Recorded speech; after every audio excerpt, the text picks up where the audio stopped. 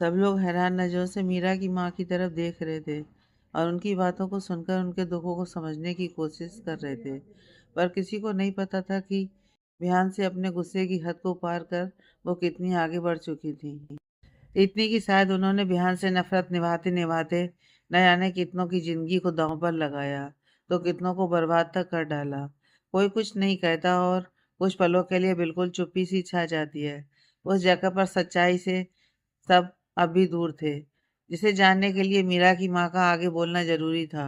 इसलिए रियांश आगे बढ़कर कहता है, इसके बाद क्या? रियांश की आवाज़ सुनकर मीरा की माँ अपना चेहरा रियांश की तरफ उठाकर देखती हैं और पहचानने की कोशिश करती हैं, पर पहचान नहीं पाती और इसलिए कहती हैं, तुम कौन? चेहरा लग रहा है जैसे जानती हूँ, पर कौन हो यह समझ नहीं पा रही। मीरा की माँ की बात सुन रियांश फीका मुस्कुराकर कहता है, क्या फर्क पड़ता है जानकर, जबकि आपने जानने वालों तक को नहीं जाना, इसलिए मेरे बारे में जानने की कोई ज़रूरत भी नहीं। रियाज का ऐसा जवाब सुन मीरा कहती है, हो कौन तुम जो मेरी माँ से ऐसे बात कर रहे हो? उनसे कोई इस तरह से बात करे यह किसी को नहीं। फिर वो अपनी माँ से कहती है, माँ, आप तो किसी से नाराज नहीं रहती, फिर भाई से ऐसी कौन सी नाराजगी जो सालों आपने अपने अंदर रखी, जबकि भाई आपको कितना मानते हैं। आपके कहे सब उनके लिए पत्थर की लकीर, और आप भी तो उन पर जान छिड़कती थी। इसका मतलब सब एक नाटक था, सब झूठ। मीरा की बात सुनकर उसकी माँ कहती है, हाँ नाटक था, एक झूठ था, क्योंकि इस लड़के की वजह से मेरी ज़िंदगी एक नाटक बनकर रह गई। मेरी खुशहाल ज़िंदगी में आकर सब तबाह कर दिया। तुम्हें अपने खुद के पापा का प्यार नहीं मिला और ये गैर होकर भी जायज कहलाया। कैसे स्वीकार करती उसे, लड़के को जो मेरी सौतन का बेटा है? कैसे बर्दाश्त करती उस लड़के को जिसकी वजह से मेरी ज़िंदगी की सारी खुशियाँ उठ गईं? कैसे बर्दाश्त करती उस लड़के को जिसकी वजह से मेरी बेटी अपने खुद के पापा के प्यार से वंचित रही, सिर्फ इसलिए कि उनकी नज़रों में तुम उनकी बेटी नहीं थी? नहीं था मेरा दिल इतना बड़ा जो अपनी सौतन के बच्चे को पालती, पर तुम्हारी दादी ने वो जिम्मेदारी ली और बाद में वो जिम्मेदारी मुझे दी। नहीं पसंद था इसका मेरे पास रहना, इसके मुंह से खुद के लिए माँ सुनना, पर यह था कि हर वक्त मेरे पास रहने के लिए कुछ ना कुछ करता और मैं चाहकर भी इसे दूर नहीं कर पाती। वक्त गुजरने लगा, सबके लिए बिहान जरूरी हो गया, तुम्हारे लिए भी, पर मेरे दिल में कभी इसके लिए कोई जगह नहीं थी, बल्कि गुस्सा था, जो वक्त के साथ कम नहीं सिर्फ बढ़ा। फिर इसने अपना बिजनेस स्टार्ट किया और हर बिजनेस में इसको सिर्फ तरक्की मिलती गई। घर में इसकी चलने लगी। उस घर में जहाँ इसके लिए कोई जगह नहीं थी, वहाँ इसका वर्चस्व हो गया। मुझे नहीं पसंद था, तुम भी हर चीज़ के लिए इस पर डिपेंड थी। मुझे नहीं पसंद था, जिस पर सिर्फ तुम्हारा हक था, वहाँ तुम्हें इसके सामने अपने हाथ फैलाने पड़ते थे। मैंने तभी सोच लिया था कि एक दिन ये सब जो तुम्हारा है, तो क्या जिस पर यह अपना हक जमा कर बैठा है, उसे तुमको देकर रहूँगी। फिर इसके लिए मुझे इससे वो सब छीनना पड़े या कुछ भी, पर जो हक मेरी बेटी का है वो मैं किसी से बंटने नहीं दूंगी। जैसे मुझे बांटना पड़ा वैसे मैं कुछ नहीं होने दूंगी तुम्हारे साथ। और तब एक दिन मुझसे टकराया पठान, जिसका मकसद था बिहान को बर्बाद कर उसकी जगह लेना, और मेरा मकसद बिहान को बर्बाद कर जो तुम्हारा है, जिस पर सिर्फ तुम्हारा हक है, उसे लौटाना। इसके लिए मैंने पठान से हाथ मिला लिया और बिहान के हर एक्शन की खबर देने लगी। पठान को फ़ायदा होने लगा और उसने भी अपनी एक जगह बना ली। जब पठान को सब मिल गया तो एक दिन पठान मुझे धोखा देने की सोच ही रहा था, और उस वक्त मैंने पठान पर गोली चला दी। और फिर तब से पठान के मन में मेरे लिए डर था। हमने एक डील की कि बिहान की हर खबर मैं उसे दूंगी, पर बदले में बिहान की बर्बादी चाहिए मुझे, हर एक जगह से, फिर वो बिजनेस हो या उसकी ज़िंदगी।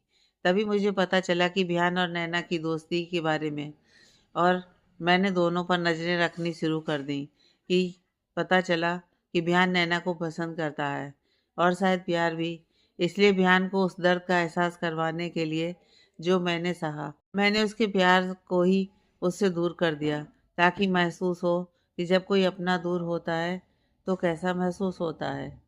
वही रियाज के कानों में मीरा की माँ के कहे ये शब्द बार बार गूंज रहे थे, पसंद करता है और शायद प्यार भी।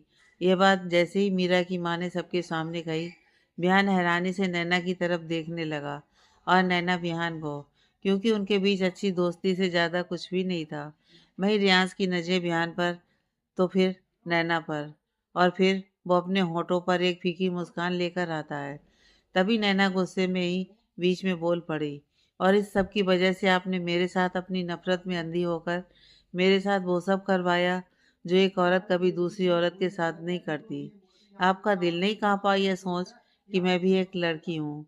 अगर मेरी जगह आपकी बेटी होती तब भी आप ऐसा ही करती। आप खबरदार मेरी मीरा का नाम लिया भी तो उसके साथ कुछ गलत नहीं होगा, क्योंकि मैं होने नहीं दूंगी। उसकी माँ है उसके साथ हमेशा। मीरा की माँ ने गुस्से से नैना की ओर देखकर कहा। उनकी बात सुन नैना भी अपनी आंखों में आए आंसुओं को पोंछते हुए कहती है, क्यों आंटी, बात अपनी बेटी पर आई तो बुरी लगी? तो मैं भी तो किसी की बेटी थी। तब एक बार नहीं सोचा आपने गलत करते? एक बार भी आपने यह नहीं सोचा कि अपनी नफरत में आप किस कदर गिर रही थी एक लड़की के साथ ये सब करते, कि जिनकी कोई गलती भी नहीं थी? अपनी नफरत में आप उनको भी सजा दे बैठी।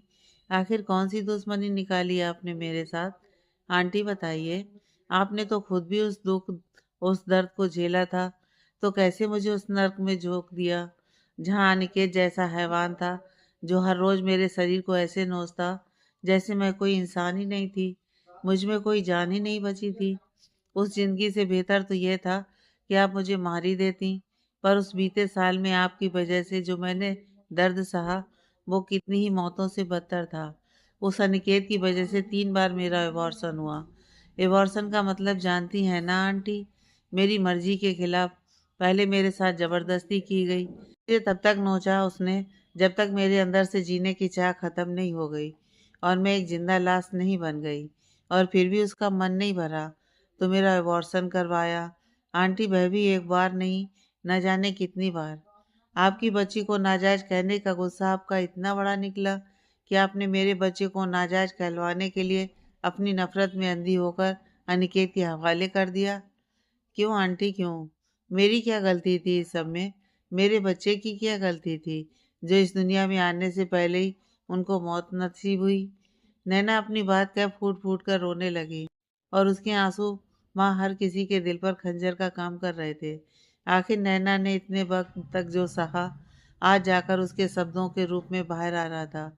वरना इतने दिनों से उसने ये सब बातें किसी से नहीं कही थी, पर आज सच जानकर उसने अपने गुस्से, अपने दर्द को छुपा नहीं पाई, और वो गुस्से और आंसू के रूप में बाहर आ गया। नैना ने आज शायद कितने वक्त तक जो दर्द उसने अपने दिल में दफना रखा था, आज वो मीरा की माँ की असलियत सामने आते ही गुस्से के रूप में फूट पड़ा। और आखिर फूटता भी कैसे नहीं? अपनी नफरत में उन्होंने नैना की मासूमियत, उसके बच्चे जो इस दुनिया में भी नहीं आए थे, उनसे इस दुनिया को देखने तक का हक छीन लिया। लड़की शायद हर दर्द, हर गम बर्दाश्त कर भी ले, पर यह गम कैसे बर्दाश्त करे जब बात उसकी इज्जत और बच्चे पर आए? तो यहाँ तो नैना अपना सब कुछ खो चुकी थी, सिर्फ और सिर्फ उस नफरत की आग में जिससे उसका कोई लेना देना भी नहीं था। बिहान के साथ दोस्ती निभाने के चक्कर में उसने अपना सब कुछ खो दिया था। नैना के आंसू आज थमने का नाम नहीं ले रहे थे। तभी वहाँ मीरा आकर कहती है, अब तो खुश होंगी ना आप? अब क्या आपकी नफरत पूरी हुई? क्या आप इस नफरत की जंग जीत गई, जहाँ आपको किसी की आंखों से बहते आंसुओं को देखने के अलावा कुछ भी नहीं मिला? गम आपको मिला, गलत आपके साथ हुआ, धोखा आपको मिला, और आपने क्या किया माँ? अपनी नफरत में आप इस कदर गिर गईं कि किसी और को भी वही सब आपने दिया जो इस समय कहीं नहीं जुड़ी थी, और सिर्फ इसलिए कि वो भाई की अच्छी दोस्त थी और आपकी नज़रों में भाई की मोहब्बत। तो आपने अपनी नफरत के आगे ये तक नहीं सोचा कि वो एक लड़की भी है जिसके साथ आपने ये सब किया। कहते हैं ना, जो दर्द सहता है उसे दर्द का एहसास होता है कि दर्द कितना दर्दनाक होता है। पर आपने क्या किया माँ? खुद जिस तकलीफ से गुजरी उसी तकलीफ में किसी और को भी झोंक दिया। और इसकी वजह क्या थी? कि नैना भाई की दोस्त थी, बस इसलिए? छी माँ, छी। आज सच कहूँ तो मुझे खुद से घिन आ रही है कि मैं आपकी बेटी हूँ, आपका खून, जिस औरत को मैं अपना आइडियल मानकर अपनी लाइफ जीती आई, ये सोचकर कि एक दिन मैं बिल्कुल आपकी तरह अच्छी इंसान बनूंगी। आज आपने मेरी नज़रों में मुझे गिरा दिया।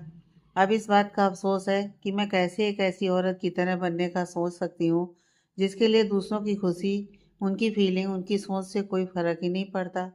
पड़ता है तो सिर्फ़ अपनी नफ़रत से। फिर चाहे उनकी उस नफ़रत में उनकी अपनी ही बेटी क्यों ना जल जाए। मीरा ये सब कहते हुए ज़ोर-ज़ोर से रोने लगती है। अपनी माँ की असलियत जान आज मीरा पूरी तरह से टूट चुकी थी। आखिर जिस माँ को ममता की मूरत अपनी भगवान समझती आई थी, वो तो एक अच्छी इंसान तक नहीं बन पाई, ना एक अच्छी माँ और ना एक अच्छी औरत। मीरा की माँ अपनी आंखों के सामने मीरा को इस कदर रोते देख और खुद के लिए नफरत देखती है, तो उनका दिल एक पल के लिए मानो टूट गया। इतना कुछ उन्होंने किसके लिए किया था? अपनी बेटी के लिए, उसके हक के लिए। आज तक जिस बेटी की नज़रों में खुद के लिए बेहिसाब प्यार और इज्जत के अलावा कुछ नहीं देखा था, आज वहाँ खुद के लिए कुछ था तो सिर्फ नफरत, और वो भी नफरत की आखिरी हद वाली। मीरा के करीब जाकर उसे समझाने, उसके सामने अपना पक्ष रखने, उससे बात करने के इरादे से आगे आती हैं और उसके हाथ को पकड़ती कि मीरा अपनी पूरी हिम्मत दिखाकर कहती है, दूर दूर रहिए आप मुझसे। एक गुनाहगार, एक कातिल से कोई रिश्ता नहीं है मेरा। यहाँ तक अब तक मुझे लगता था कि मेरे पापा अच्छे नहीं हैं, पर कभी आपसे नहीं पूछा, यह सोच कि आपको दुख होगा। पर सच कहूँ, उन्होंने मुझे नाजायज कहा, ये तो फिर भी मैं बर्दाश्त कर जाती, पर मेरी माँ की वजह से मुझे अब एक कातिल की बेटी कहेगा, शायद ये बर्दाश्त न कर पाऊँ। ये सुनने से बेहतर तो मौत है ना माँ, आपने मुझे एक कातिल की बेटी बनाकर रख दिया। मीरा रोते हुए कहती है, उन मासूमों की क्या गलती थी माँ, जो इस दुनिया में भी नहीं आए थे? उनको किस गलती की सजा मिली जो उनसे इस दुनिया में आने का हक तक छीन लिया? पर आपको कोई अफसोस नहीं। नैना के साथ आपने इतना गलत किया, पर आपको कोई अफसोस नहीं। और पता है, आपकी इन सब कर्मों की सजा आपकी बेटी को मिलने वाली थी, और शायद मिल भी जाती अगर आरिका भाभी सही वक्त पर ना आती, तो शायद मैं जिंदा भी नहीं होती। अगर मेरे साथ कुछ भी गलत होता तो मैं खुद को खत्म कर लेती माँ। पहले लग रहा था कि मेरी गलती कहाँ है, पर अब समझ आ रहा है कि माँ बाप के कर्मों की सजा बच्चों को भुगतनी होती है। ये बात सच है, सच है। मीरा यह सब बहुत तड़प कर कहती है। आपकी नफरत में सब खत्म हो गया, सब खत्म। मीरा की बातें सुनकर सब लोगों की आंखों में नमी थी। मीरा की माँ की आंखों में भी नमी थी। आखिर जिस बेटी के लिए इतना कुछ किया, जिसकी आंखों में आंसू ना आए, इसके लिए किस हद तक वो गिरी थी, इसका एहसास उनको था। पर अब शायद उनके पास कहने को शब्द नहीं थे। पर ध्यान से नफरत शायद इस कदर थी कि अपनी गलती का एहसास होने के बाद भी माफी नहीं मांग रही थी, बल्कि बिहान की तरफ अपनी जलती नजरों से देख वही पास में रखा चाकू लेकर बिहान की ओर बढ़ती हैं। उनके हिसाब से आज जो कुछ भी हुआ, उसमें बिहान की गलती थी। अगर आज वो ये सब नहीं करता, तो मीरा को असलियत कभी पता नहीं चलती, और ना उसकी आंखों में नफरत होती, ना आंसू। वो बिहान की तरफ दौड़ती हैं। आज वो बिहान को खत्म कर देना चाहती थी। सब उनके इस स्टेप से बेखबर थे। कोई कुछ समझता तब तक वो बिहान के बहुत पास थी, पर बिहान आज बिल्कुल शांत था। जैसे मीरा का हाल था, बिहान का हाल भी जुदा नहीं था। जिस माँ को भगवान का दर्जा उसने दिया था, उनका ये रूप देखकर बिहान को यकीन नहीं हो रहा था कि ये सब सच है। वो तो मानो किसी भूत की तरह एक जगह खड़ा था, जिसके कानों में सिर्फ अपनी माँ के कहे शब्द गूंज रहे थे कि वो उससे नफरत करती थी, इतनी कि उससे नफरत पूरी करते हुए उनके आसपास रहने वाले लोगों को दर्द देने में एक बार नहीं सोचा। विहान को खुद पर शर्म आ रही थी कि उसकी वजह से नैना ने इतना को सहा, जिसमें उसकी कोई गलती नहीं थी। आरका के साथ उसने गलत किया, उसकी बहन के साथ गलत किया, और उन सबको इस बात की सजा मिली कि वो सब डायरेक्टली इनडायरेक्टली उससे जुड़ी हुई थी। विहान को आज वो सब बातें याद आ रही थी, जो कुछ भी गलत उसने आरिका और उसके परिवार के साथ किया। गलत ना होते हुए भी बिहान ने उनको सजा दी, उस गलती की जिससे उसका कोई लेना देना ही नहीं था। बिहान को आज अपनी हर गलती का एहसास हो रहा था। आरका की बातें, उसकी आंखों की नमी, जो वो जल्दी उसके सामने आने नहीं देती थी, अपने परिवार के लिए तड़प, कितना तड़पाया था बिहान ने उसे। आज उसे हर एक बात याद आ रही थी जो उसने आरिका के साथ किया था। अपनी गलती का एहसास भी था और पछतावा भी। बिहान के सामने इस वक्त वो सच्चाई थी जिसके बारे में वो ना जाने कब से जानना चाहता था, पर उसने ये कभी भी नहीं सोचा था कि जिस सच्चाई की चाहत में वो इतना बेचैन है, जिस वक्त वो सच्चाई सामने आएगी, उसके पैरों तले जमीन खिसक जाएगी। आज बयान उसी वक्त को जी रहा था जिसके बारे में उसने अपने सपने में भी नहीं सोचा था। जिस इंसान की उसने सबसे ज़्यादा सुनी, भगवान से ऊपर का दर्जा दिया। उसी इंसान ने उसे अपनी नफरत की वजह से उसे तकलीफ देने के लिए उससे जुड़े हर उस इंसान को तकलीफ दी जो किसी न किसी वजह से उससे जुड़ा था। जिसे भगवान माना वो इंसान भी ना बन पाई। उसकी आंखों के सामने हर वो पल आ रहा था जब हारिका उसके साथ थी, पर वो भी इसलिए क्योंकि वो उससे बदला लेना चाहता था और इसके लिए जो तकलीफ दे सकता था दिया। आज उसे हारिका के कहे शब्द याद आ रहे थे। जब भी हारिका ने उससे ये कहा था कि वो अपनी नफरत में इतना भी आगे ना बढ़ जाए कि फिर चाह कर भी पीछे ना आ पाए, और आज उसकी बात सच हो चुकी थी। अपनी नफरत और गुस्से में वो बहुत आगे बढ़ चुका था और किसी का साथ बहुत पीछे। बिहान को आज अपनी हर गलती का एहसास भी था और पछतावा भी। वो माफ़ी मांगना चाहता था हारिका से एक बार, ताकि अपने मन का बोझ कुछ हल्का हो। बिहान अपनी सोच में ही घूमता कि अचानक से सबकी आंखों में हैरानी उतर आई, खासकर बिहान के, जिसे अपने हाथ पर कुछ गीला सा महसूस हुआ।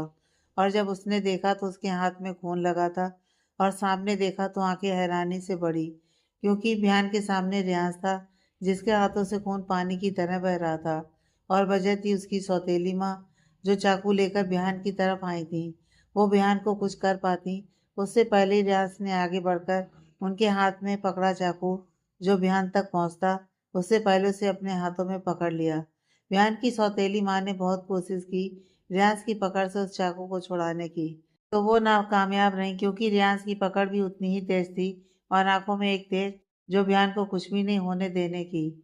तभी वहां बिहान आगे आता है और उसके हाथ से चाकू लेकर एक तरफ फेंक देता है और गुस्से से कहता है, बस कीजिए माँ, अब तो बस कीजिए। अपने गुस्से और मुझसे नफरत निभाने की चाहत में आप कितनी आगे बढ़ गई, आपको एहसास तक भी है। आप एक माँ होने के साथ साथ कितनों की गुनहगार बन चुकी हैं, और अब भी आपकी हैसियत पूरी नहीं हुई। यह कहकर बिहान अपने जेब से रुमाल निकाल रियाज के हाथों में बांध खून को रोकने की कोशिश करते हुए कहता है, ये क्या किया तुमने? कुछ अंदाजा भी है कितना खून बह चुका है तुम्हारा? लगता है मेरे साथ रहकर तुम भी मेरी जैसी पागल हो। अब कोई हरकत नहीं, बिल्कुल चुप। समझ आई मेरी बात तुम्हें? फिर रियाज को एक तरफ कर अपनी सौतेली माँ से कहता है, आपको मुझसे प्रॉब्लम है ना? आपकी नज़रों में अगर आपका गुनहगार मैं हूँ तो ठीक है। और यह कह बयान रियाज को एक तरफ कर अपनी सौतेली माँ के सामने आकर कहता है, लीजिए, आपका गुनहगार आपके सामने है। जो सज़ा देनी है दे सकती हैं आप। मैं हंसते हुए हर सज़ा मंजूर करता हूँ, क्योंकि हक है आपका मुझ पर। खून का ना सही पर रिश्ता है, क्योंकि आपने बेशक मुझे कभी अपने दुश्मन से ज़्यादा नहीं समझा, पर मेरे लिए आप मेरी माँ हैं। वो माँ जिसे मैंने हमेशा सबसे ऊपर रखा है, उस भगवान से भी ऊपर। आप मेरी माँ कल भी थी, आज भी हैं और हमेशा रहेंगी। और अगर मेरी मौत से आपकी नफरत खत्म होती है तो यही सही। और यह बोल वो अपने दोनों हाथ उठा अपनी आंखों को बंद करते हुए कहता है, तो लीजिए, सामने है आपका गुनहगार अपनी सजा पाने के लिए। जो सजा देनी चाहती हैं आप दे सकती हैं, मुझे मंजूर होगी सजा। बयान की बातों को सुनकर सब लोग हैरान थे, और मुकुल कहता है, ये क्या पागलपन है बयान? तू कमजोर नहीं है, फिर ये सब क्या है? ऐसे कौन अपनी जिंदगी को दांव पर लगाता है? मुकुल की बात सुन बयान दर्द भरी मुस्कान के साथ कहता है, तूने सही कहा मुकुल, कि कौन अपनी जिंदगी को दांव पर लगाता है। पर मैं तो बहुत पहले लगा चुका अपनी जिंदगी, अपनी खुशियाँ जो किसी एक से जुड़ी थी। मैंने अपने गुस्से में अपनी खुशियाँ ही दांव पर लगा दी, और अब इस लायक नहीं कि माफ़ी मांग सकूं। इसलिए इस जिंदगी से बेहतर मौत, ताकि उसे भी तो खुशी मिले। बयान की बात सुन मुकुल कहता है, ये पागलपन बंद कर। अगर इतना ही पछतावा है तो उससे बात कर, माफ़ी मांग। मुझे यकीन है वो माफ़ करेगी तुझे, पर एक कोशिश तो कर। बिना कोशिश ही हार मान लेना कायरता है, और मेरा दोस्त कायर नहीं है। नहीं है तो कायर, मुकुल गुस्से में बयान से कहता है। और भाई मुकुल की बात सुन मीरा भी कहती है, हाँ भाई, मुकुल भाई बिल्कुल सही कह रहे हैं। आप भाभी से एक बार तो बात कीजिए, अपनी गलती की माफ़ी मांग कर तो देखिए। वो बहुत अच्छी हैं, आपको ज़रूर माफ़ करेंगी। और नहीं की तो मैं बात करूंगी उनसे, पर आप ऐसे हिम्मत मत हारिए। आपको कुछ हुआ तो मेरा क्या होगा, आपने सोचा है? अपने भाई के बिना मेरा कुछ भी नहीं है। मुझे कुछ नहीं चाहिए, कोई नहीं चाहिए, पर आप चाहिए हमेशा भाई, आप चाहिए। मुझे किसी से मतलब नहीं, पर बिना आपकी ज़िंदगी का भी मतलब नहीं। मैं नहीं देख सकती मैं आपको ऐसे। मैंने अपने भाई को हमेशा स्ट्रांग देखा है, और हमेशा वैसे ही देखना चाहती हूँ। नैना भी कहती है, हाँ बयान, सब ठीक कह रहे हैं। बिना बात किए तुम कैसे समझ सकते हो कि उसका जवाब क्या होगा? एक कोशिश तो बनती है, फिर बेशक उसकी ना हो तो कम से कम दिल में मलाल तो ना होगा कि एक कोशिश नहीं की। अगर करते तो शायद सब ठीक होता। सब भियान से बात कर रहे थे और रियाज अपने हाथों में भियान के बांधे रुमाल की तरफ एकटक देख रहा था। और तभी उसे कुछ अजीब सा एहसास होता है और वो अपनी नजरों को ऊपर करके देखती है। बात यह है कि मीरा की माँ वहां से जा रही है, पर उनकी चाल बिल्कुल धीमी थी, जैसे किसी हारे हुए इंसान की होती है।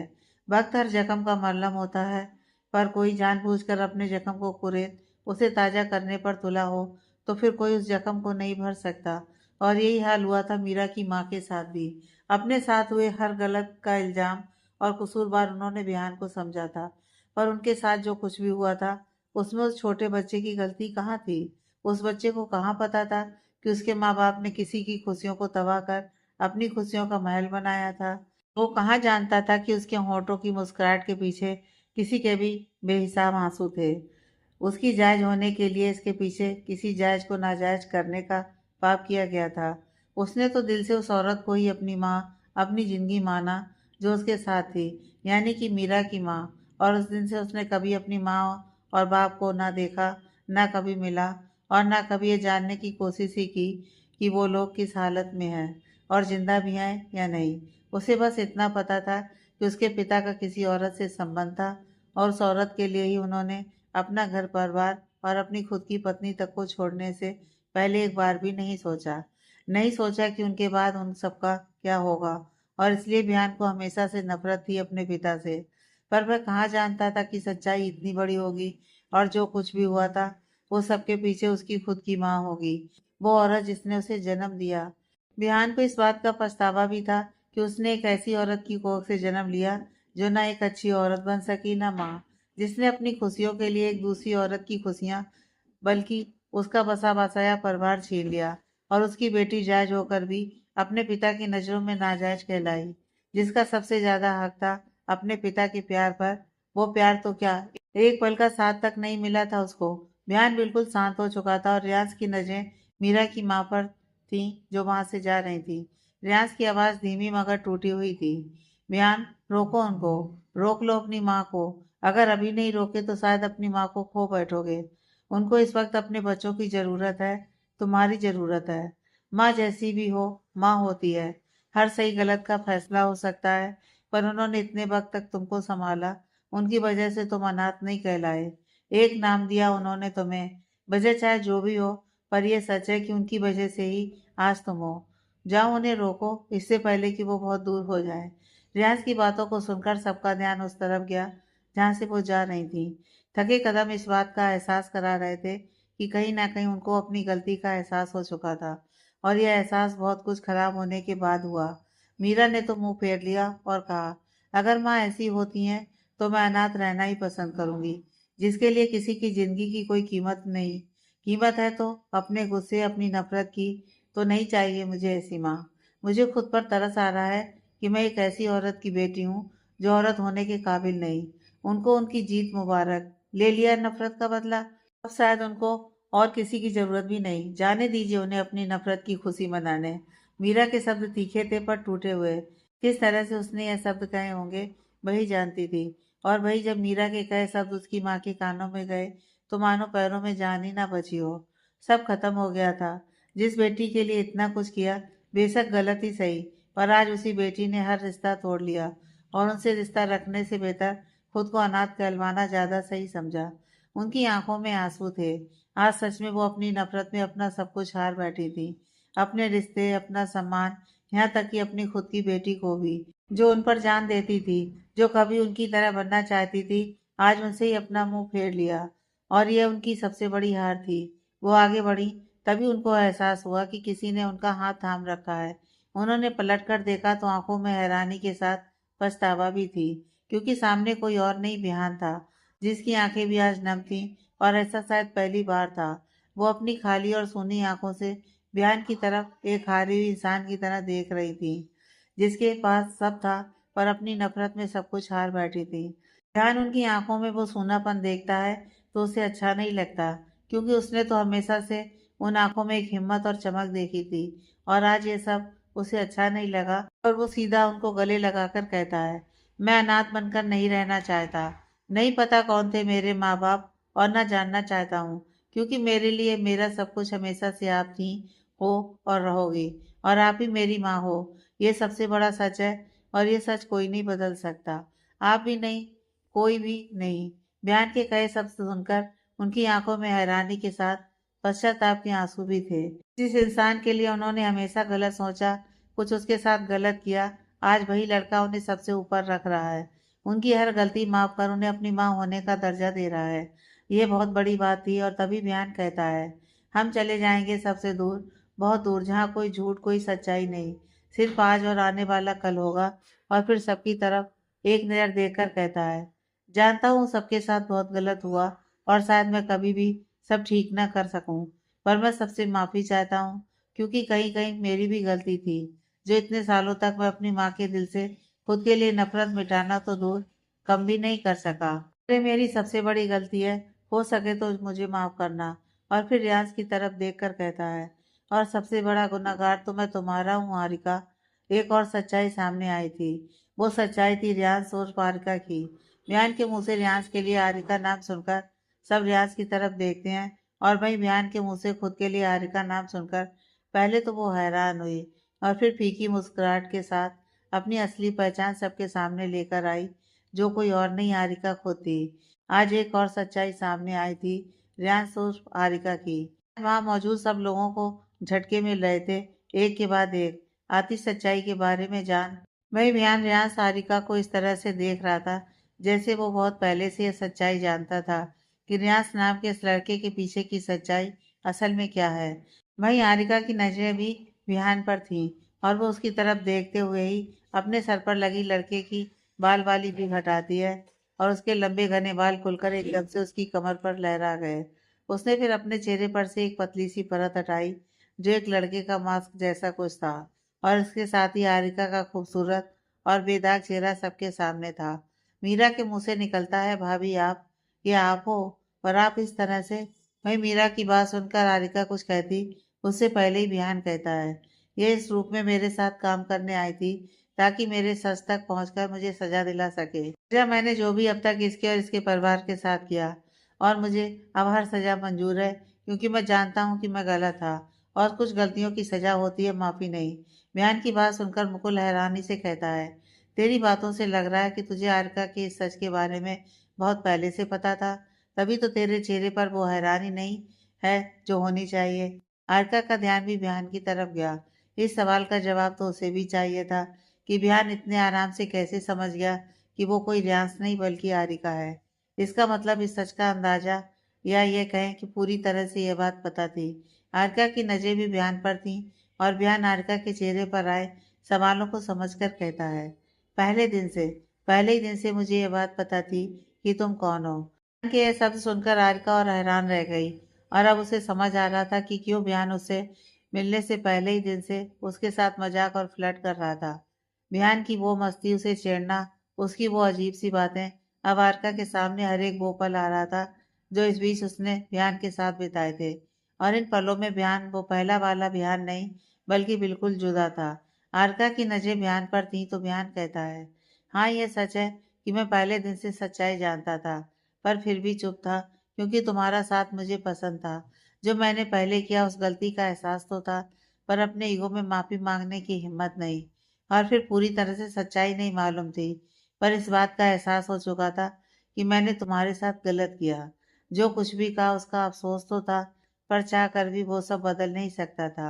पता था तुम मुझे शायद कभी माफ ना कर पाओ, आखिर गलती इतनी बड़ी थी, पर उस वक्त तुम जिस भी कारण से मेरे साथ थी, मेरे लिए वो बात काफी थी, क्योंकि कुछ खूबसूरत यादों को साथ रखना चाहता था, और बस इसलिए सब जान कर भी अनजान बना रहा, सिर्फ इसलिए कि कुछ वक्त का ही सही खूबसूरत सा था। आरका के दिल में आज पहली बार बयान की बातों को सुनकर कुछ अजीब सा महसूस हुआ, जो हमेशा से अलग था।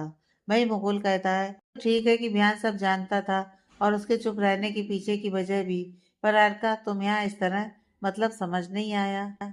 तभी एक तेज आवाज वहां आती है, क्योंकि आरिका कोई मामूली लड़की नहीं, बल्कि क्राइम ब्रांच की सीक्रेट ऑफिसर है, और इस वक्त भी वो ऑन ड्यूटी है, एक सीक्रेट मिशन पर है। किसी भी तरह बयान से रिलेटेड हर बात उसे जाननी थी, क्योंकि बयान क्या है यह हर किसी को नहीं पता, और उसकी असलियत एक माफिया की है और बहुत से गलत कामों में उसका नाम है। वो किसी न किसी तरह से माफिया से रिलेटेड इन लीगल काम में इन्वॉल्व है, जिस वजह से बयान की सारी असलियत जान उसको सजा दिलाने का काम आरिका को मिला था, क्योंकि इस मिशन की चीफ आरिका है। ये बोलते हुए वहाँ डॉक्टर पंकज आए और उनके साथ उनकी पूरी टीम, जिसमें पूजा, नेहा, अजय और विनय थे। सबके हाथों में उनकी गन थी और चेहरे पर एक सख्त औरा जो उनकी पहचान बता रहा था। हारिका की असलियत जान हर कोई पूरी तरह से हैरान था।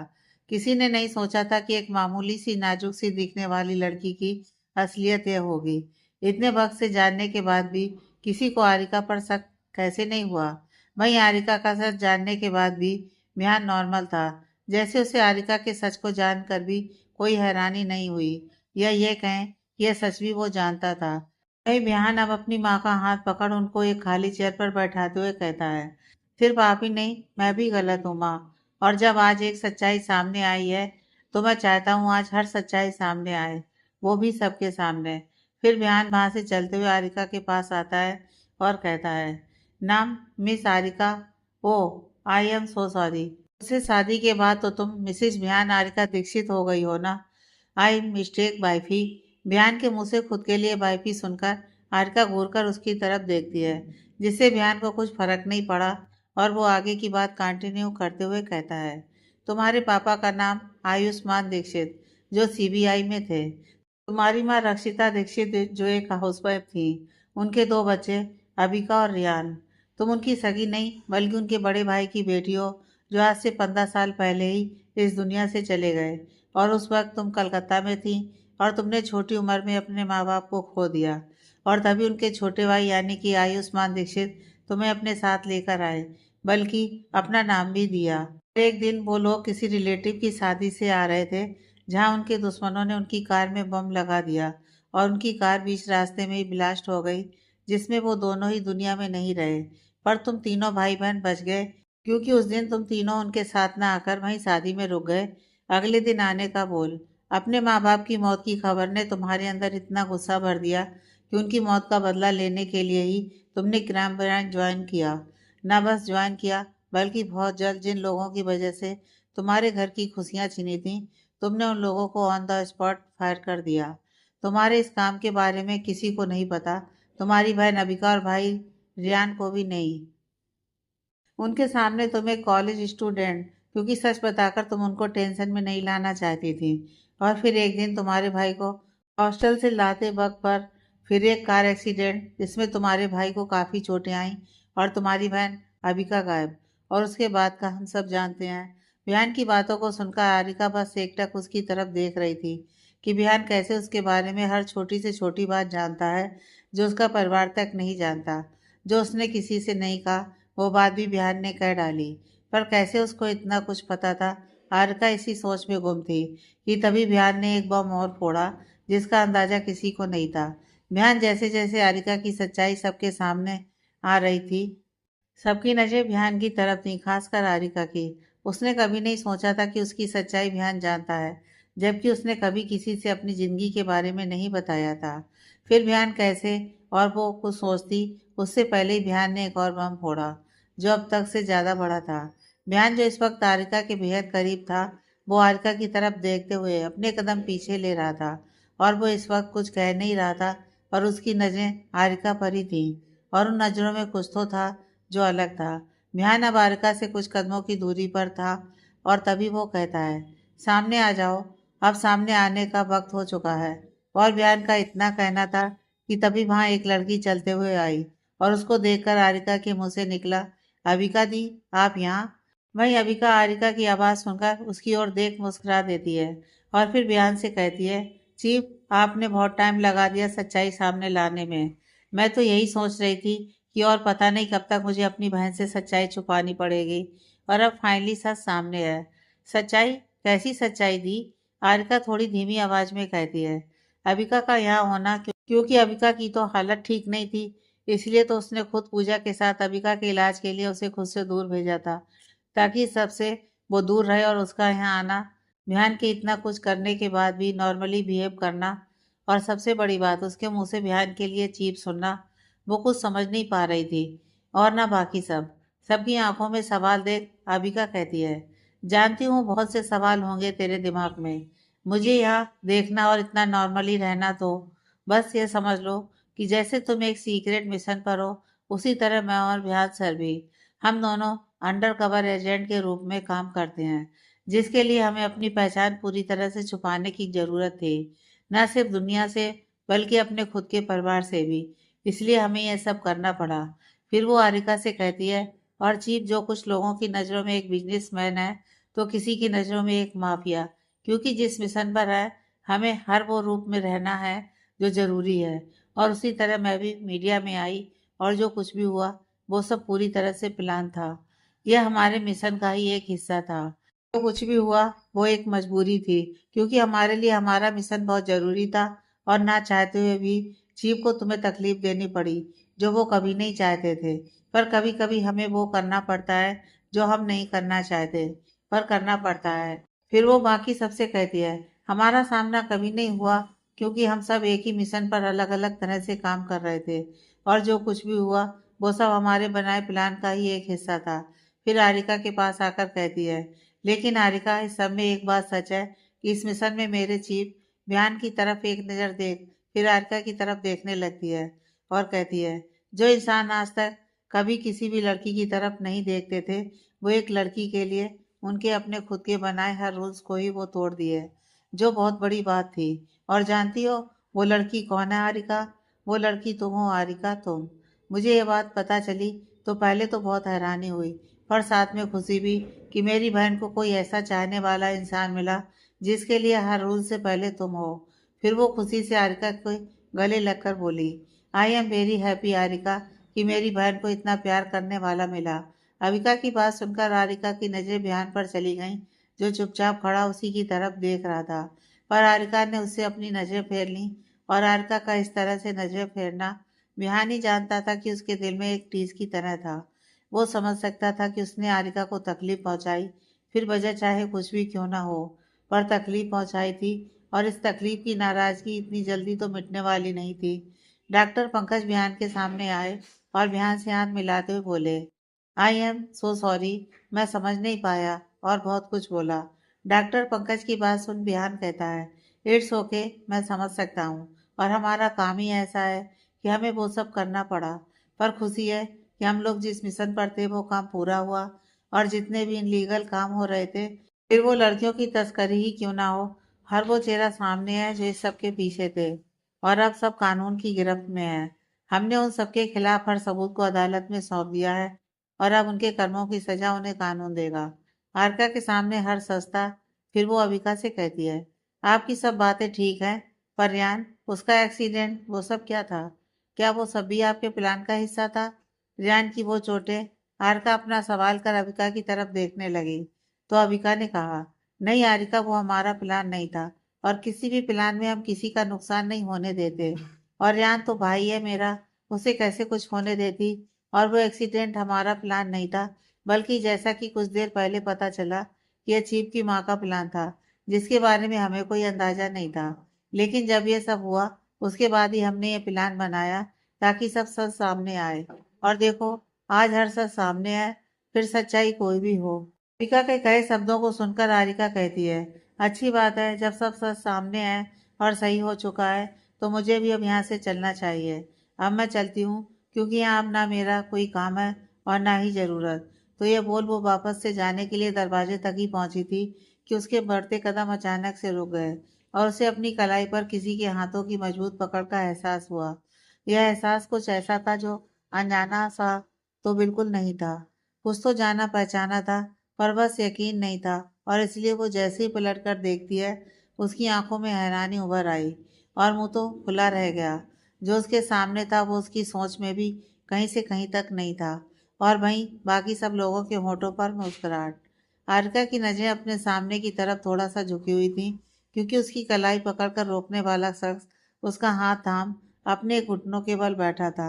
आंखों में एक उम्मीद से भरी चमक, सब ठीक करने की। होठों पर एक सच्ची मुस्कान, कुछ पाने की। एक एहसास जो सिर्फ किसी एक नहीं, बल्कि दोनों के लिए बहुत खास था। आरिका के सामने इस वक्त कोई और नहीं, बिहान था। और जिस तरह से था, वो आरिका के लिए काफी हैरान करने वाला था। उसने अब तक बिहान को जिस रूप में देखा और जाना था वो किसी के सामने झुक जाए ये पॉसिबल ही नहीं था। पर यह सच था, कोई सपना नहीं। आरिका ने अपना हाथ छुड़ाने की कोशिश की। बिहान का हाथ उसकी कलाई से पकड़ उसकी हथेली पर पहुंच गया और उस हथेली को इतनी कसकर थामा कि अब वो पकड़ कभी ढीली नहीं पड़ सकती थी। उसकी पकड़ हर बीते सेकंड के साथ कस रही थी, क्योंकि आरिका अपने हाथ को छुड़ाने की कोशिश जो कर रही थी, जो अभियान होने नहीं देना चाहता था। खासकर अब जब सब सच्चाई सबके सामने थी। आरिका की नजर बिहान पर और बिहान की आरिका पर, और आरिका कुछ कहती उससे पहले ही बिहान उसकी आंखों में देख कुछ लाइंस कहता है। नाराज हो तुम हमसे? तो हम किससे बातें करें? अकेला छोड़ जाओगे तो फिर हम किसको साथ करें? तेरे जाने से जिंदगी में मेरे सब अधूरा ही रह जाएगा। तू बता कि कैसे अपने पहले जैसे हालात करूं। बयान की लाइंस जैसे ही खत्म हुई, आरका की नजरें मानो थमसी गईं और आंखों में अब नमी ने जगह ले ली। कहना तो बहुत कुछ था पर शब्द साथ नहीं दे रहे थे। समझाना तो बहुत कुछ था पर अल्फाज आज पास नहीं थे। आरका की आंखों में नमी देख ध्यान को बिल्कुल भी अच्छा नहीं लगा। उसने हमेशा से आरका को स्ट्रांग देखा था और वैसे ही स्ट्रांग हमेशा देखना भी चाहता था। पर आज वो नमी बेशक आरका की आंखों में थी, पर कमजोर बिहान को कर रही थी। वो जानता था कि उसने ना चाहते हुए भी आरका को तकलीफ दे दिया था, जिसकी तकलीफ आरका के लिए कोई कम नहीं थी। आरका की आंखों में देखते हुए ही बिहान अपने घुटनों पर से उठा और पूरे हक से उसके चेहरे को अपने दोनों हाथों में थाम अपने होठों को उसके करीब ले जाकर उसके माथे पर रख दिया। और यह किस एक खूबसूरत एहसास था उन दोनों के लिए। और बिहान का यह खूबसूरत सा एहसास पाकर आरका की आंखों की नमी का आंसू बनकर उसके गालों पर लुढ़क आई। बिहान अब उससे दूर हुआ और कहा, जानता हूँ गलती की है मैंने, पर कुछ गलती में मंजूरी नहीं मजबूरी होती है। पर कभी नहीं सोचा था कि इस मजबूरी से मंजूरी तक के सफर में कोई इतना जरूरी हो जाएगा मेरे लिए कि बिन उसके हर सांस मेरे लिए अधूरी होगी। और अब इस अधूरी सांस को तुम्हारे साथ के साथ पूरी करने की एक छोटी सी ख्वाहिश है इस दिल में। तो क्या मेरी लाइफ में आकर, मेरी इस अधूरी जिंदगी में आकर, मेरी अधूरी खुशियों में आकर मुझे पूरा करोगी? क्योंकि तुम्हारे साथ के साथ ही अब ये दुनिया मेरी पूरी है, वरना तो जिंदगी मेरी बिन तेरे सनम बिल्कुल अधूरी है। बयान के शब्द उसकी आंखों में बयान हो रहे थे और आरका इतना समझ रही थी कि बयान के कहे हर सब सच्चे हैं, जिसमें कोई झूठ कोई फरेब नहीं। पर फिर भी नजर सिर्फ बयान पर जैसे कुछ था जो उसे अभी भी रोक रहा था। आरका की तरफ से कोई जवाब ना पाकर बयान को लगता है कि आरका को उसका प्यार मंजूर नहीं, और बयान कोई पागल आशिक नहीं था जो जबरदस्ती से अपना प्यार हासिल करे। बयान अब अपने कदम पीछे लेने लगता है। निराशा नाउम्मीदी उसके चेहरे पर नजर आ रही थी। बयान ने दो ही कदम पीछे लिए थे कि आरका की आवाज आती है, आपने बहुत परेशान किया है मुझे, तो फिर इतनी आसानी से माफी कभी नहीं। माफी चाहिए तो कुछ खास करना होगा, जिसमें कोई खूबसूरत से एहसास हो। आरका अपनी बात का एकटक ध्यान की तरफ देखती है, पर ध्यान की आंखों में देख एकाएक अपनी नजरों को झुका लेती है, क्योंकि ध्यान की नजरों में अभी कुछ अलग था, मानो कोई शरारत। और ध्यान कहता है, बात तो बिल्कुल सही है, जब गलती अलग थी तो प्यार का इकरार भी कुछ अलग और खास होना चाहिए। और इसके लिए मेरे दिमाग में एक ही बात आ रही है। और ये बोल बयान बिना कुछ सोचे और आरका के समझे आरका के करीब जाकर अपने होठों से उसके होठों को टच करके कहता है, ये बयान सिंह राजावत अपनी है और आगे आने वाली जिंदगी के हर पल तुम्हारी बाहों में गुजारने की चाहत रखता है। अगर मेरी यह चाहत तुम पूरी कर देती हो तो इस दुनिया का सबसे खुशकिस्मत इंसान हूं मैं। फिर इस चाहत में तुम्हारी तरफ से मोहब्बत मिले या चाहत, लड़ाई मिले या दिल को राहत, मुझे सब कबूल है। बिहान ने जिस तरह से ये सब कहा आरका खुद को हंसने से रोक नहीं पाई। भाई जो बिहान को जानते थे वो खुद हैरान थे, क्योंकि किसी ने कभी नहीं सोचा था कि बिहान जैसा सख्त एरोगेंट इंसान को कभी मोहब्बत भी होगी, और जब होगी तो फिर मजबूरी से मंजूरी तक की हर हद पार तक की होगी।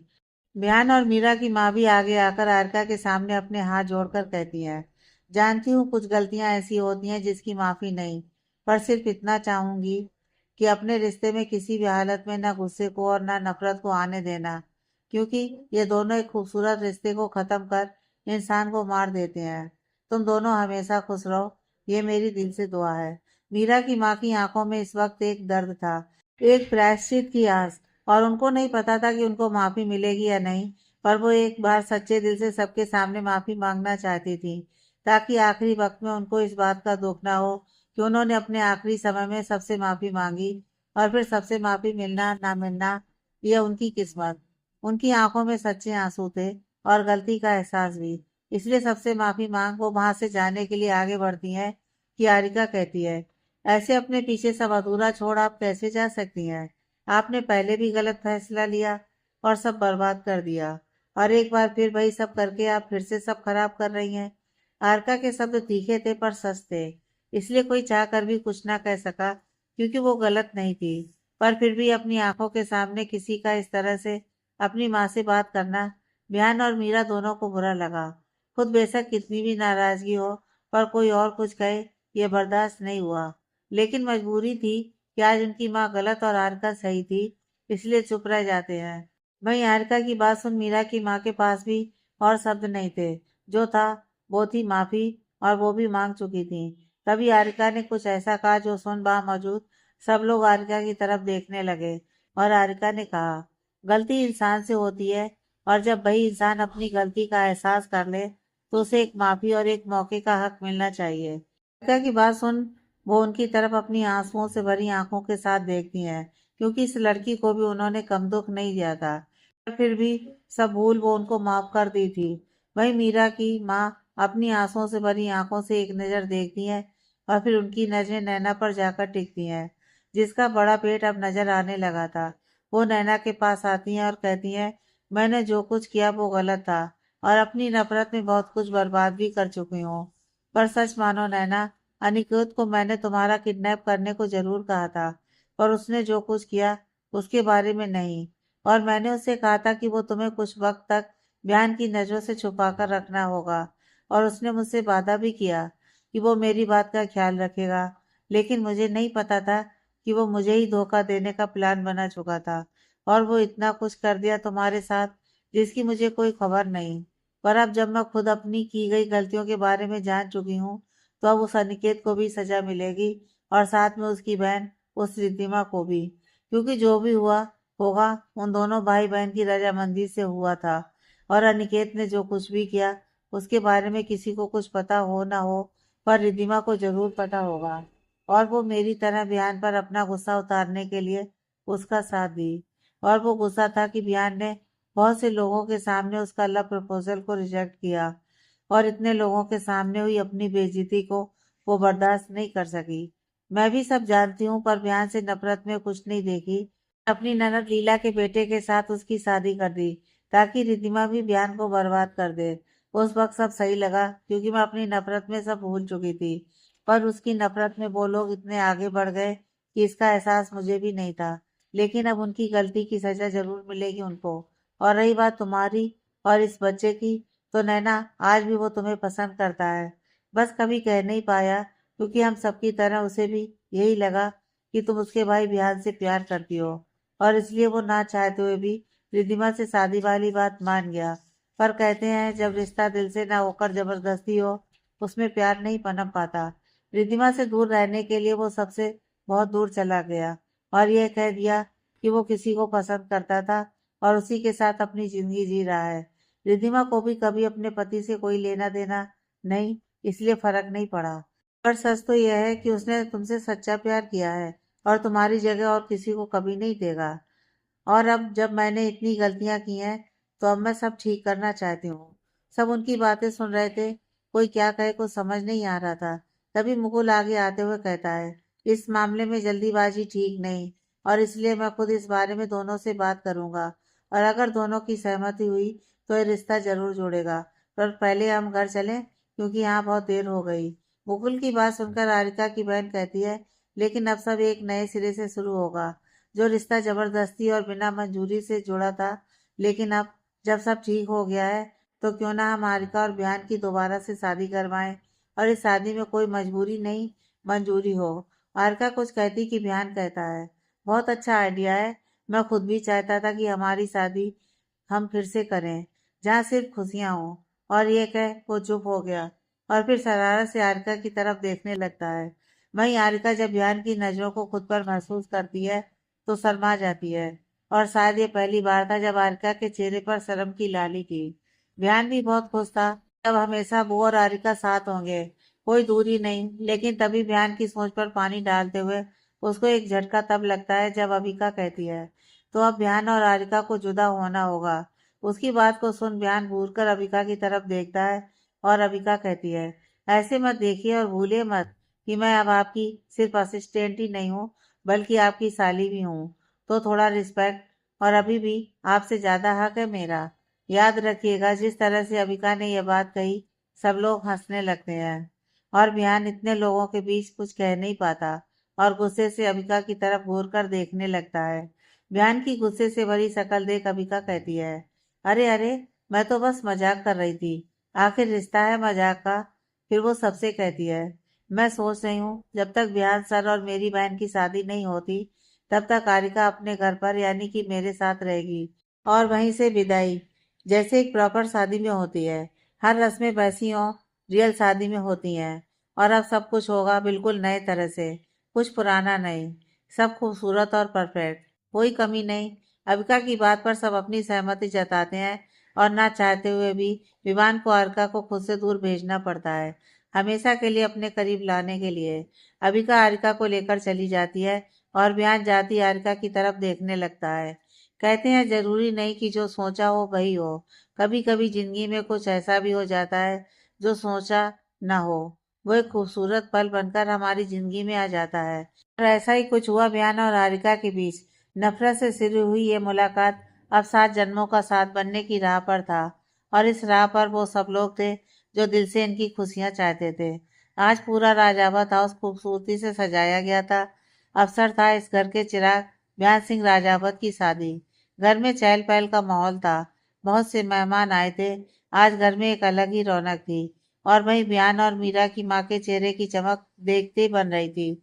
आंखों में आने वाली खुशियों की चमक थी जो किसी से छुपी नहीं थी। मुकुल और नैना बयान के घर पर ही शिफ्ट हो चुके थे। मीरा और नैना आज बहुत खूबसूरत लग रही थी।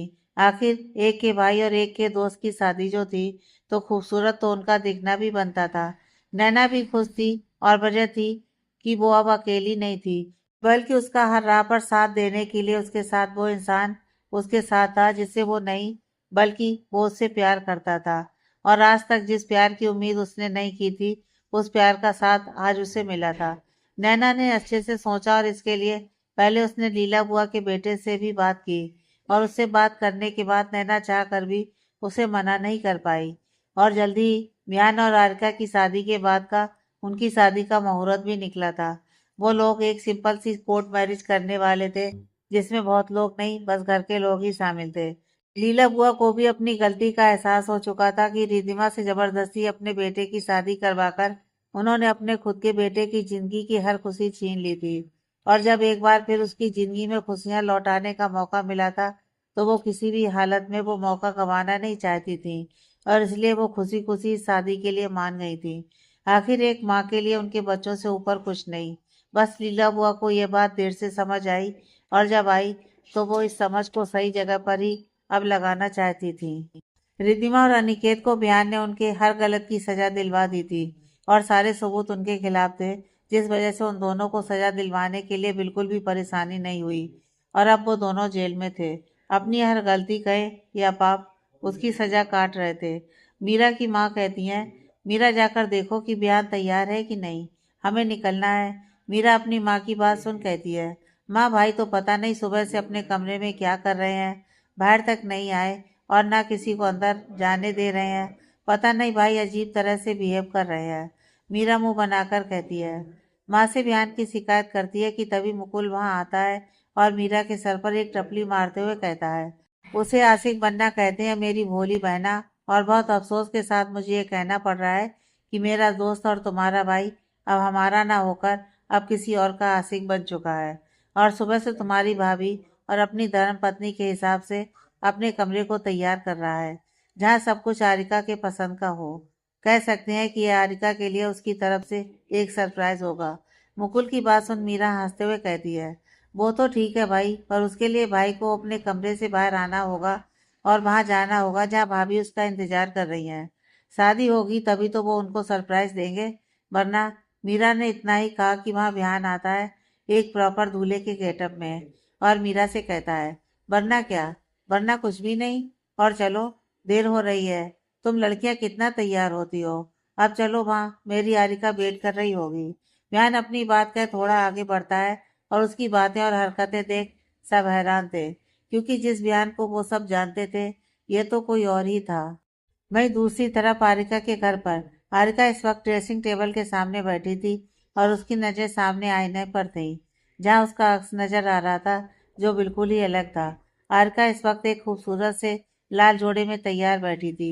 अजीब बात थी कि और लड़कियों की तरह उसने कभी इस दिन का नहीं सोचा था, पर जिस तरह से उसने बिहान से शादी की थी पहले, बिहान की दुल्हन भी बनी थी, वो कहीं से भी पसंद नहीं था। पर तब मजबूरी थी और आज एक बार फिर वो बिहान की दुल्हन बनी थी, पर यह जबरदस्ती नहीं, मर्जी थी। आरका के होठों पर एक मुस्कान आ जाती है। उसने नहीं सोचा था कि उसकी लाइफ में भी ये दिन आएगा। आज उसका दिल एक अलग ही रफ्तार से धड़क रहा था, जहाँ मिलने की जल्दी भी थी और आने वाले समय में मिलन की खूबसूरत बेला भी। आरका तो अपने खूबसूरत भविष्य के सपने भी संजोने लगी थी बिहान के साथ, जहाँ सब खूबसूरत और प्यारा था। और तभी वहाँ अबिका आती है और कहती है, मेरी बहन को किसी की नजर न लगे, और यह क्या, उसकी नजर उतार अपनी आंखों से काजल निकाल अर्का के कान के पीछे लगाते हुए कहती है, मेरी बहन को ढेर सारी खुशियां मिले। अब चल बिहान सर, सॉरी, जीजू और उनकी फैमिली आ गई है, तुझे अपने साथ पूरे हक से ले जाने, तुझे अपने साथ पूरे हक से ले जाने। इन शब्दों में कुछ तो ऐसा था जिसे सुन अर्का का चेहरा शर्म से नीचे झुक गया। ओए होए, मेरी डेंजरस बहना और शर्माना, नॉट बैड दी, ये कह आरिका अबिका के गले लग गई। कुछ ही देर बाद अबिका आरिका का हाथ थाम और दूसरी तरफ उसका भाई रियान, जो पूरी तरह से ठीक था, आरिका का हाथ थामे आते हैं और उसे मंडप में बयान के बगल में बैठाते हैं। आरिका का चेहरा झुका हुआ था और बयान तो आरिका की खूबसूरती में जैसे अपने होश ही खो बैठा। सब बयान की इस हालत को देख हंसने लगे, पर मजाल है बयान को कोई फर्क पड़ा हो किसी से, बल्कि पूरे शादी के दौरान न उसने आरिका से अपनी नजरें हटाई और न उसका हाथ छोड़ा। पंडित जी के पढ़े शादी के हर मंत्र को उन दोनों ने पूरे मन और दिल से अपनाए, और हर फेरों के साथ एक वादा कि कठिनाई चाहे कितनी भी हो, पर ना साथ छूटेगा और ना हाथ। कुछ ही देर में फेरे, सिंदूर और मंगलसूत्र की रस्म पूरी हुई और पूरी तरह से सबकी मंजूरी से आरिका और बिहान का विवाह संपन्न हुआ। आरिका के गले में पहना बिहान के नाम का मंगलसूत्र और मांग में चमकता वो लाल सिंदूर इस बात की निशानी था कि वह पूरे हक से बिहान की हो चुकी। आरिका और बिहान के चेहरे पर एक अलग ही खुशी थी, अपनी मोहब्बत को पाने की, जिसे पाना और पाने से पहले एक दूसरे का होना बड़ी बात थी। पर मोहब्बत हुई और ना बस हुई, बल्कि अब वो दोनों साथ थे। मीरा की माँ आगे आकर कहती हैं, तुम दोनों हमेशा खुश रहो, और शायद जल्दी कर रही हूँ पर भगवान से प्रार्थना है कि अगले साल तक तुम दोनों की गोद में तुम्हारे प्यार की निशानी और एक नई कहानी हो। आरका उनके मुंह से यह बात सुनकर शर्मा गई। जिस तरह से उन्होंने इतने लोगों के बीच ये बात कही थी वो बहुत अलग थी, और उससे भी ज्यादा जब बिहान ने कहा, वादा माँ, कि अगले साल आपकी इस बहू बेटे की गोद में एक नहीं बल्कि दो शैतान होंगे और नई कहानी भी। बिहान की बातों को सुनकर मुकुल कहता है, वाह मेरे शेर, तू तो छा गया, ऐसे ही नाम रोशन करना। मुकुल की बात सुन वहां सब लोग हंसने लगे और आरिका शर्म से लाल, पर मजाल है बिहान पर कोई असर पड़ा। वो भी कहता है, बिल्कुल, तू कहे तो तुझे परेशान करने के लिए पूरी क्रिकेट टीम ही खड़ी कर दूं। आरका तो आंखें फाड़कर बिहान की तरफ देखने लगी, क्योंकि बिहान ऐसी बातें करेगा उसने सोचा नहीं था, और जो सोचा नहीं, अब बहुत कुछ वैसा होना था।